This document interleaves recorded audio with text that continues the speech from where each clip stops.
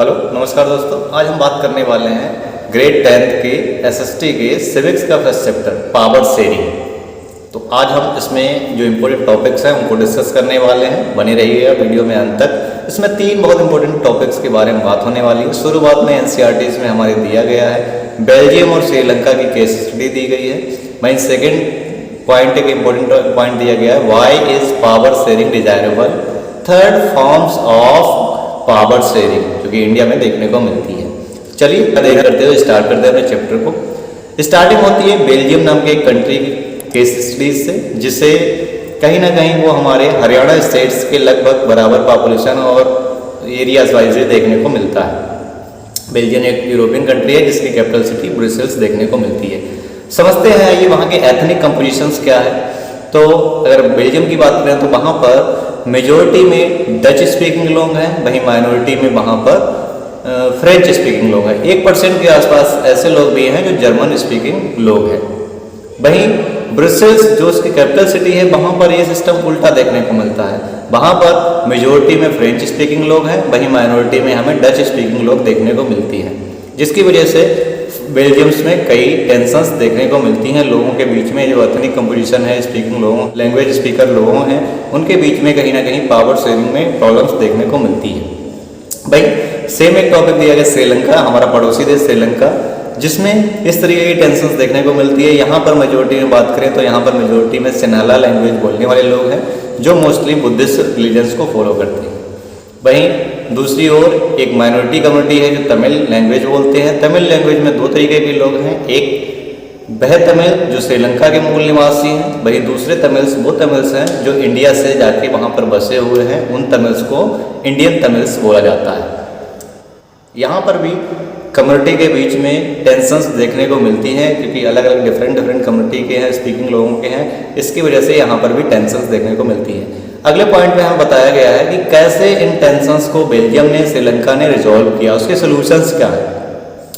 Belgium क्या करता है, अकोमोडेशंस ऑफ पावर शेयरिंग। वहाँ पर क्या करता है बेल्जियम, अपने कॉन्स्टिट्यूशन में 4 बार अमेंडमेंट करता है और उसके बाद वह पावर को शेयर करता है। लोगों के बीच में पावर शेयर किया जाता है और वहाँ पर एक नया कॉन्सेप्ट लेके आया जाता है, कम्युनिटी गवर्नमेंट का कॉन्सेप्ट। लोगों के लिए जिस पॉपुलेशन में है, जिन लैंग्वेज को स्पीकिंग वाले लोग हैं, उनके पॉपुलेशन में, उनके रेशियोज में क्या होता है, वहाँ पर पावर शेयर की जाती है। वहाँ पर सेंट्रल गवर्नमेंट्स होती है, स्टेट गवर्नमेंट्स होती हैं और वहाँ पर लोकल गवर्नमेंट्स भी फॉर्म की जाती है। इस तरीके से बेल्जियम क्या करेगा, पावर शेयरिंग को अकोमोडेट करके इस टेंशंस को दूर करता है। वहीं दूसरी ओर हम लोग श्रीलंका की बात करें तो श्रीलंका में क्या देखने को मिलता है कि जो सिन्हाला स्पीकिंग लोग हैं वो कहीं ना कहीं पावर शेयरिंग नहीं करना चाहते हैं, जिसकी वजह से वहाँ पर कई कन्फ्लिक्ट देखने को मिलते हैं और इवन वहाँ पर सिविल वार की भी कंडीशंस देखने को मिलती है। तो इन 2 एग्जाम्पल से हम लोग समझते हैं कि क्यों इम्पोर्टेंस है power sharing, why is desirable to power sharing. इसमें 2 चीज़ें बताई गई हैं, एक प्रेसिडेंशियल रीजन, वहीं एक मोरल रीजन। प्रेसिडेंशियल रीजन्स की बात करें तो कहीं ना कहीं किसी भी कंट्रीज के लिए वहाँ पर कन्फ्लिक्ट ना हो, इस तरह की टेंशंस ना हो, इसलिए पावर शेयरिंग बहुत ही इंपॉर्टेंट हो जाता है। एज ए डेमोक्रेटिक कंट्री के लिए तो ये बहुत ही इंपॉर्टेंट है। भाई हम लोग मोरल रीजन्स की बात करें तो जाहिर सी बात है, हर एक व्यक्ति को, हर एक सिटीजन्स को, हर एक इंडिविजुअल्स को कहीं ना कहीं राइट्स होने चाहिए कि वह अपने राइट्स को एंजॉय कर सके। और एक डेमोक्रेटिक कंट्री होने के नाते ये बहुत इंपॉर्टेंट हो जाता है। हर एक सिटीजन्स को उन्हें राइट्स होने चाहिए, हर एक सिटीजन्स को पावर में इक्वालिटी दी जानी चाहिए।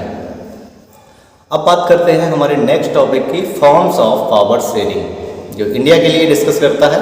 तो इसमें हमें 4 पॉइंट्स देखने को मिलते हैं। फर्स्ट पॉइंट दिया गया है power sharing among the organs of government. Organs of governments में बताया गया है कि हमारे यहाँ इंडिया में लेजिस्लेचर, एग्जीक्यूटिव और जुडिशरीज में सेपरेट तरीके से पावर शेयर की गई है, ताकि इन तीनों ही ऑर्गन्स में किसी भी तरीके का कोई कन्फ्लिक्ट ना हो। और चेक एंड बैलेंस का कॉन्सेप्ट अपनाया गया है कि अगर कोई भी एक ऑर्गन्स में कोई भी मिस्टेक होती है तो उसे अगले ऑर्गन्स के द्वारा उसे मिस्टेक्स को फाइंड आउट किया जाए और करेक्ट किया जाए। इस तरीके से हम लोग पहले एरिया पर देखने को मिलता है power sharing among the governments organs. भाई हम बात करें सेकंड पॉइंट पे एनसीईआरटी में बताया गया power sharing among the levels of government, power sharing among the levels of governments.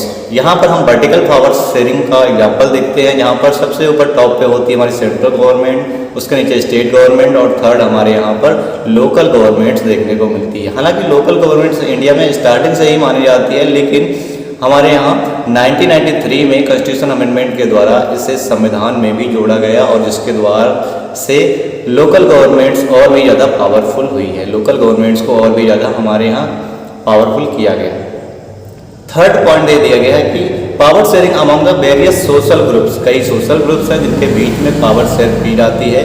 In social groups की बात करें तो ऐसे कई शेड्यूल ट्राइब्स के लोग हैं, शेड्यूल कास्ट के लोग हैं।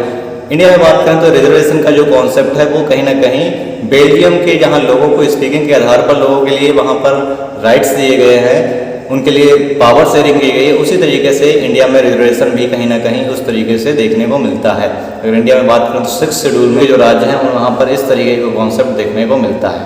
भाई फोर्थ कॉन्सेप्ट में हम लोग देखें तो वहाँ पर देखने को मिलता है power sharing among the pressure groups and the political parties.